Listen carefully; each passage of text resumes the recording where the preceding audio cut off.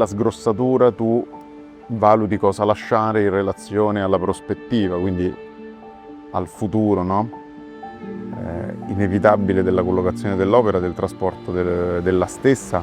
E quindi mi metto l'anima in pace e mi godo questo lungo viaggio rituale.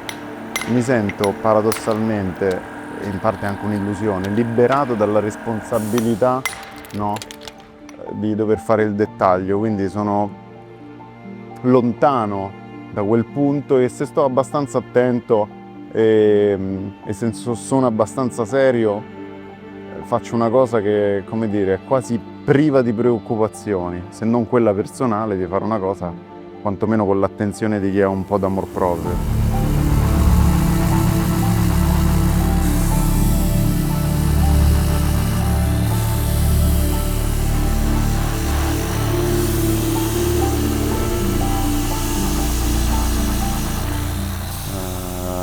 E allora quasi quasi mi piace, no? L'idea che questo prossimo mese me lo dedico soltanto a fare questa roba, che poi chiaramente è determinante perché di fatto se la faccio bene mi facilito infinitamente il lavoro, che poi è quello di dover prendere i punti sulla superficie e fare rifinitura. Mi metto l'anima in pace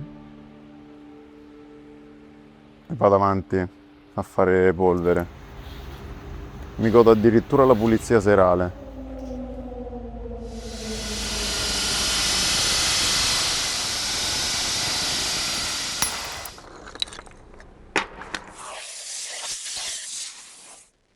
Riuscire a darsi il giusto tempo ti permette di minimizzare, no, quell'errore eventuale.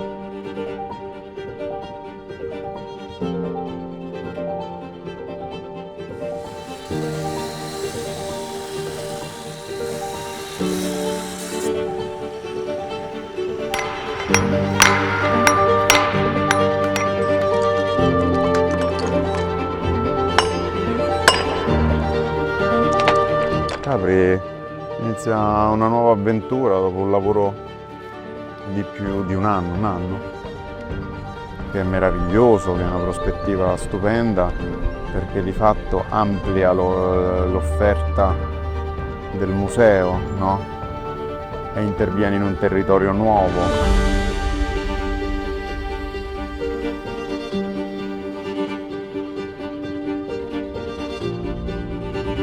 È necessario soffrire quel meraviglioso tragitto per arrivare fin lì, perché per arrivare devi fare un viaggio, ma il premio incredibile che hai semplicemente al di là, diciamo, di me, dell'affaccio, no?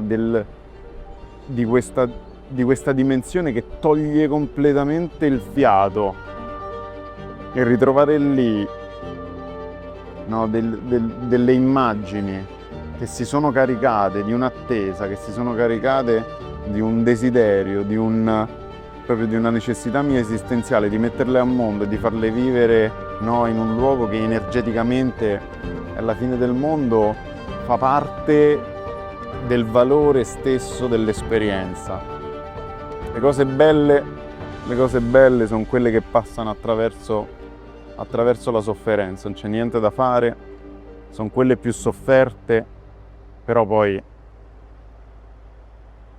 c'è il beneficio della conquista.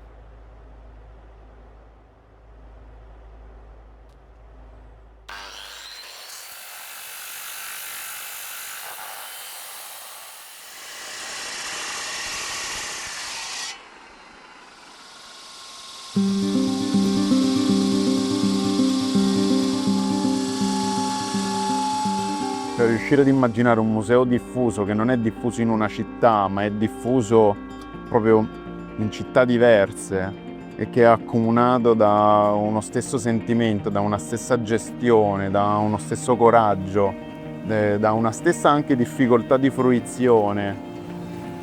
E questo mi sembra semplicemente meraviglioso. Poi insomma, in queste dimensioni c'è sempre un elemento di ambizione sovraumana che secondo me dura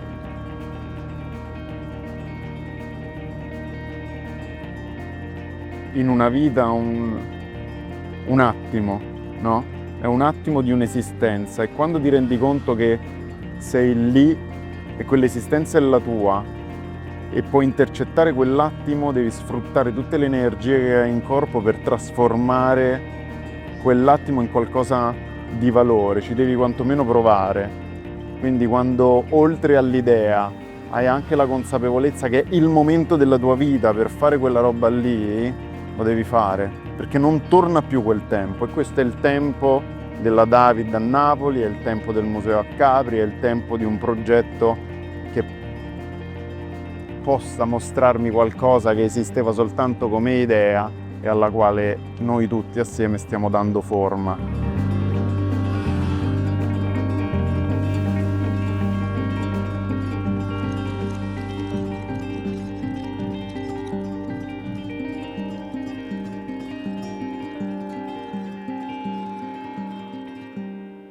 Idealmente ho pensato che magari forse per fine anno, se tutto va bene, potrei averla finita, ma sono sempre ottimista.